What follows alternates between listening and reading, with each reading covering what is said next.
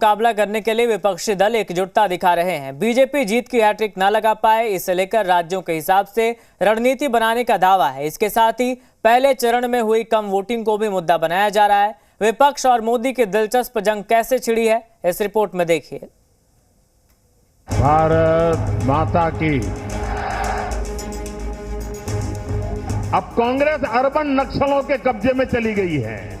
मोदी हो या कोई भी हो, बीजेपी के लोग हमारी शक्ति को तोड़ नहीं सकते। कैसी बातें कर रहे हैं प्रधानमंत्री जी, गड़बड़ा गए। ये चुनाव हार चुके हैं। पहले चरण के मतदान के बाद और दूसरे फेज की वोटिंग से पहले सियासी वार पलटवार का दौर तेज है। प्रधानमंत्री मोदी 400 पार के संकल्प को साकार करने का दावा कर रहे हैं। हर दिन अलग अलग राज्यों में चुनावी सभाएं कर रहे हैं।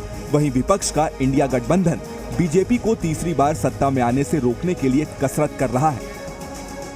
रांची की रैली से भी विपक्ष ने यही संदेश देने की कोशिश की। चुनाव अब रफ्तार पकड़ रहा है, लिहाजा प्रचार को भी धार दी जा रही है। लोकसभा की 543 सीटों के लिए चुनाव कुल 7 चरणों में हो रहे हैं। पहले फेज में 102 सीटों पर मतदान हो चुका है, जबकि बचे हुए 6 फेज में 442 सीटों पर वोटिंग होनी है और इसीलिए हर कोई अपनी रणनीति के साथ आगे बढ़ रहा है। प्रधानमंत्री मोदी के निशाने पर समूचा विपक्ष है, मगर सबसे ज्यादा हमला वो कांग्रेस पर बोल रहे हैं।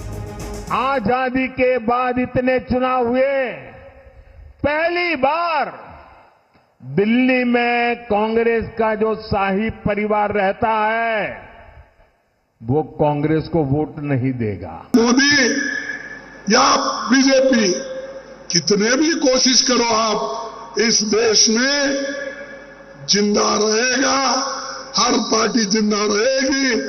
ये तो जमहूरियत की खासियत है। मोदी से मुकाबले के लिए विपक्षी पार्टियां पूरी ताकत लगा रही हैं। अलग अलग मुद्दों के जरिए बीजेपी को घेरने की कोशिश हो रही है। रांची की रैली से मोदी पर विपक्ष ने तीखा हमला बोला। कांग्रेस ने आरोप लगाया कि मोदी झूठों के सरदार हैं। मोदी गरीबों से वोट छीनना चाहते हैं। मोदी ने 10 साल में सिर्फ जुमलेबाजी की। बीजेपी देश का संविधान बदलना चाहती है। पहले चरण की वोटिंग के बाद बीजेपी डर गई है। ये 400 पार का नारा लगा रहे हैं, 400 पार का फिल्म दिखा रहे हैं। चुनाव हुआ फर्स्ट फेज का, पहले दिन ही मोदी जी का 400 वाला फिल्म देश की जनता ने सुपर फ्लॉप बना दिया। पहले चरण की वोटिंग के बाद सियासत का अंदाज और मिजाज दोनों बदला है। बीजेपी के अलावा विपक्ष भी आक्रामक प्रचार की रणनीति पर काम कर रहा है। लोकसभा की जिन 102 सीटों पर पहले फेज में वोटिंग हुई, वहां 2019 में करीब 70% मतदान हुआ था, जबकि इस बार 65.3% वोटिंग हुई है, जो पिछली बार के मुकाबले 4.7% कम है। कम वोटिंग को लेकर हर कोई अपने अपने दावे कर रहा है। इस तरह से पश्चिम में पहले चरण में मतदान हुआ है, भारतीय जनता पार्टी का सफाया हो गया है। तो पहले चरण में जनता ने किसका साथ दिया और किसे नकार दिया, इसकी तस्वीर तो 4 जून को साफ होगी।